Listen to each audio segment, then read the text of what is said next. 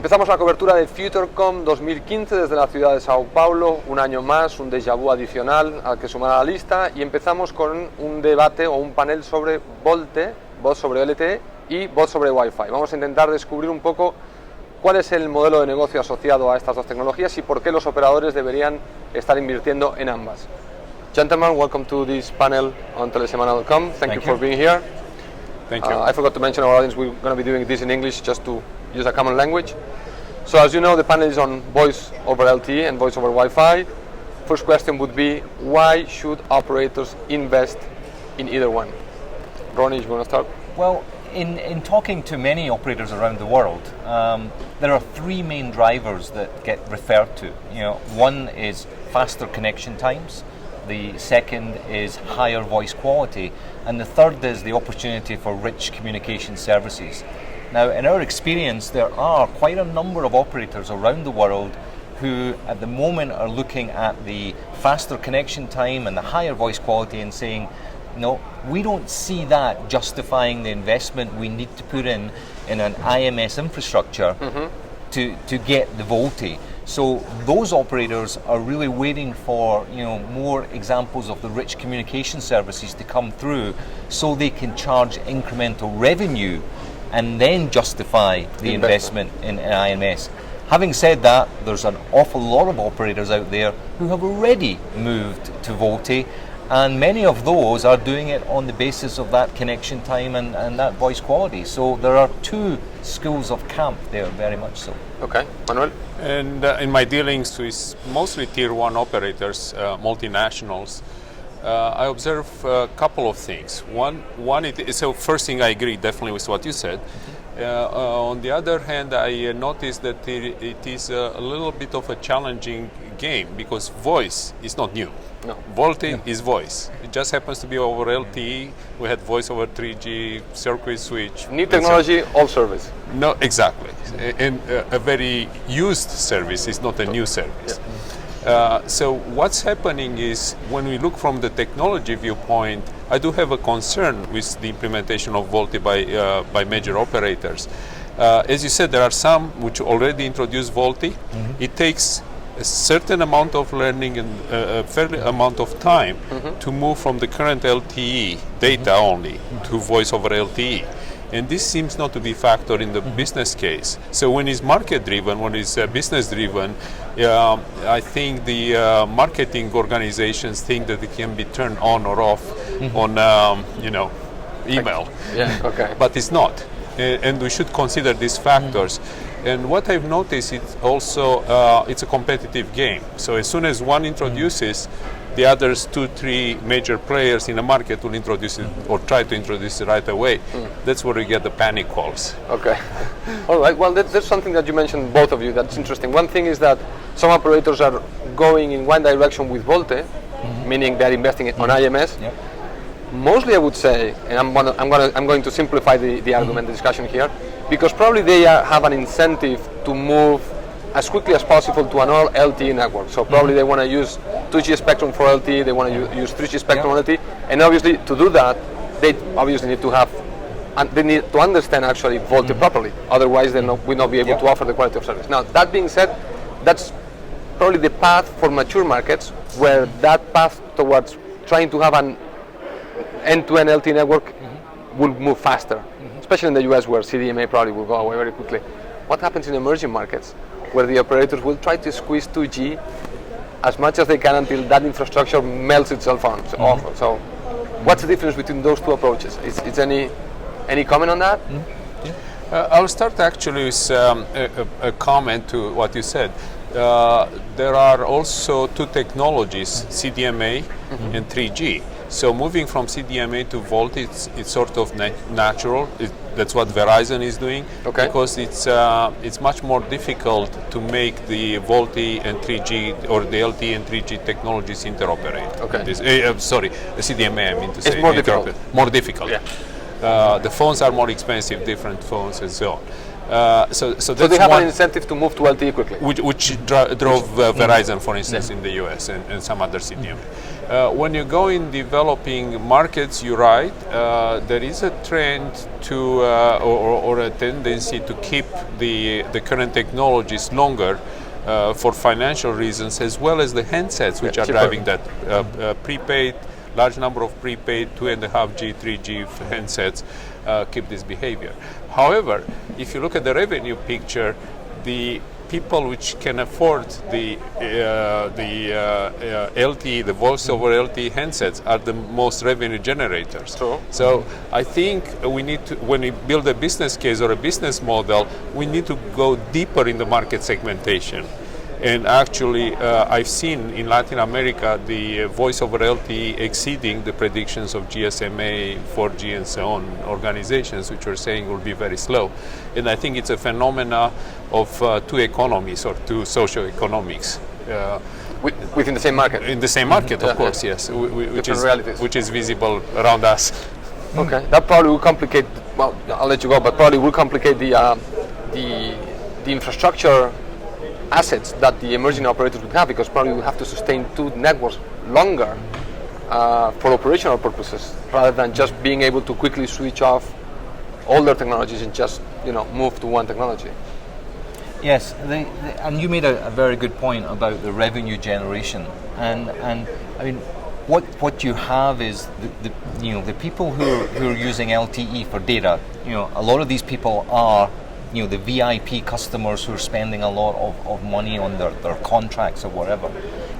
Those people don't want to have to, when it comes to making a voice call, drop back to a 3G network, and oh, by the way, if I happen to be doing something with a data service, I'm now losing the bandwidth that the LTE provided, because I'm now back at 3G. So these important customers are annoyed if they then have to fall back onto 3G for voice, because not only does it impact their voice, but also the data impacts session. the data session as well. So they are very keen to get that move to VoLTE, so they can have the high bandwidth data sessions concurrently going, rather than have to, as I say, drop back and be impacted on both sides. And so they are driving the operators to say, hey, I'm an important customer, I'm spending a lot of money with you, I want to have the VoLTE for that reason as well. Okay.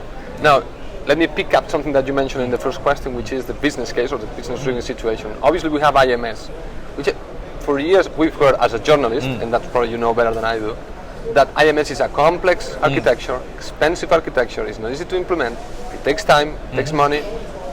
And you were saying that for many years we had RCS, and people were saying, well, operators will wait until they see different applications that directly generate revenue before they commit to an IMS core. Now VoLTE comes along, obviously it's not assuring that they're going to get direct revenue, but as we've seen, because of network issues, they want to have VoLTE. Yeah. How do we explain to the operators that they need to start thinking about one application, one revenue stream, one application, one revenue stream, and start seeing their own operations like I think that before we started the camera, you said the big picture. No? How do we make operators see that when usually they've been operating the opposite way? Well, I think one of the first things that you have to see the benefit to the subscriber. Okay. Right? You say the operator needs to see the benefit. Well, the subscriber needs to see the benefit to create demand for services. And I think that's one of the reasons why voice over Wi-Fi, I believe, is so important, because subscribers can see a benefit of voice over Wi-Fi. The operator can deliver that over that same infrastructure, that same IMS infrastructure, so we're then seeing a sort of win-win. There's a definite benefit there to the subscriber, so they're keen on it, and the operator doesn't have to really do incrementally that much to be able to deliver voice over Wi-Fi if they're already delivering voice over VoLTE. Sure, absolutely. And if I think again, especially about regional or global operators, one observation when you come to VoLTE, voice over Wi-Fi, especially between US, Canada, and Mexico, northern part of Latin America, you see companies like AT&T coming and saying, I want complete one market. I want a market that behaves the same. The customers are using the same services. They can freely move, of course, because of free trade. They can freely move between the countries. So that's one tendency also. If we address the question of IMS and the question of business cases, one aspect to consider is the actual internal structure of the service providers. Most of them today have still use the separation between voice, fixed voice, mobile voice, data, mobile data, Wi-Fi, which is somewhat on the border of the operator. Actually, it's I would say invisible to the operators in many cases. So if you look at the user side, the model is completely different. They do not care anymore about fixed or mobile. Wi-Fi is the bridge actually between fixed and mobile, one of the bridges. They don't care about data in fixed or mobile. They care about service. Absolutely. They care about access to Google, Facebook, and so on, Netflix or. So when you look at the operators, you see in the way the market is structuring, you see a gap. And when you look at this gap, it's what you said actually, you start to see the bigger picture. And the bigger picture, there are much more market segments in the consumer part and the enterprise part, which are actually can be supported by the IMS and all IP architectures. And they exist in the carriers today, especially in the fixed carriers. But they are not fully utilized to match the market demand. So, in other words, there is a lot of money which is left on the table. And it's left on the table for a simple economic rule. When you have a massive market, your ARP will be average, will be the average of that market. If you cut that market in smaller pieces, you can maximize your ARP per market segment. It is economic and marketing theory. I would love to see this applied today because that will give benefits to VoLTE, IMS, voice over Wi-Fi, and a lot of services, RCS, over these technologies. You no longer have to consider broadband in a separate silo. That's Sparrows. Let me just, to finalize the panel, go to voice over Wi-Fi because we have concentrated mostly on VoLTE and now you brought the voice over Wi-Fi component. Some of the pure providers of voice over Wi-Fi, there are some companies that have more tendency to offer the operators voice over Wi-Fi than VoLTE, say that actually they're seeing voice over Wi-Fi driving VoLTE when it was supposed to be the opposite, that VoLTE would drive voice over Wi-Fi. So they think that many operators would first want to use voice over Wi-Fi and then obviously I have the infrastructure, I'll do VoLTE, rather than, oh, I have VoLTE and I can do voice over Wi-Fi. I don't know if that you share that vision or you think that VoLTE, I mean, cause and effect, which is the relationship? First VoLTE, then voice over Wi-Fi, voice over Wi-Fi, and then VoLTE. I think you were laughing from the beginning. Yeah, I know. I'm not quite sure that we've heard of voice over Wi-Fi, first promoting then I have VoLTE. interviews. I'll send you the link. I have interviews. What we from have different heard companies. is the combination. Okay. Right. So as I say, an operator who's there has looked at VoLTE, is doing nothing, and then with voice over Wi-Fi, suddenly they say that combination. Okay. All right. Because to offer voice over Wi-Fi and maybe VoLTE. not offer VoLTE, It's ridiculous. It seems to me quite a strange concept. I'll give you the argument. When Manuel speaks, I'll mention the reasoning behind, because there is a kind of a reasoning. But first thing, I suspect a reasoning behind. I don't know it, but I suspect it. And this is how people behave. Most of the time are indoor in Wi-Fi coverage. Hence, they would like to use the voice there. I don't think actually the consumers are always questioning what technology they are using, Wi-Fi and LTE or 3G or 2G. I think the question or what they want to see as behavior is call continuity. They don't want to be dropping the calls because they move outside this area, for instance, which has Wi-Fi coverage. So I suspect that this is more the behavioral part than it is really the technology part that drives this kind of models. But I think when you talk VoLTE or voice over Wi-Fi, we should actually add voice call continuity.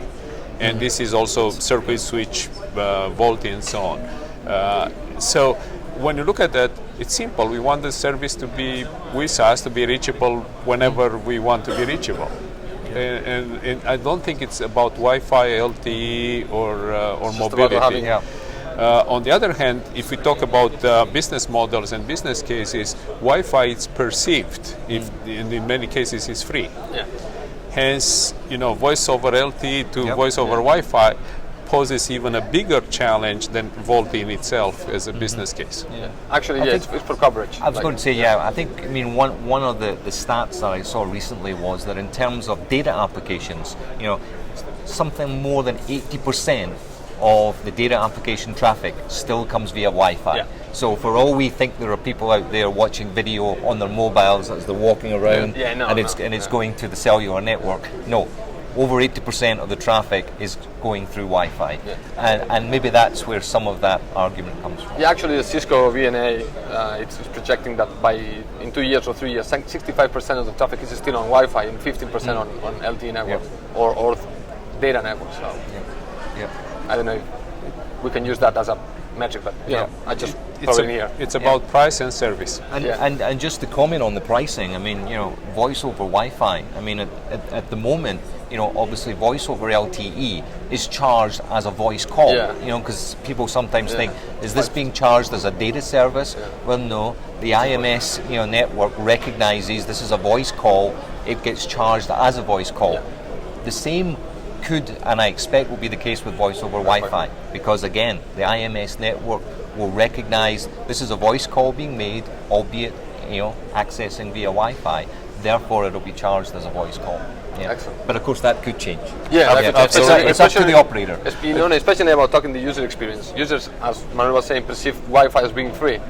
Perhaps if you see that they charge you minutes that you're using on the Wi-Fi, probably you won't see it on the bill. I think the operator is going to say, okay, you spend 20 minutes on VoLTE, and who cares? You spend 40 minutes talking. That's it. But if the user perceives, but I'm talking all the time in my home via Wi-Fi, why am I being charged for this? And I think that's right, and the operator will have that option. They could charge it as a call, or they could charge it as data. So, to be decided, I think that. All right, excellent. Absolutely. Well, great talk. Thank you so much. Okay, thank you. you. Enjoy FutureCom and see you next time. Okay, thanks.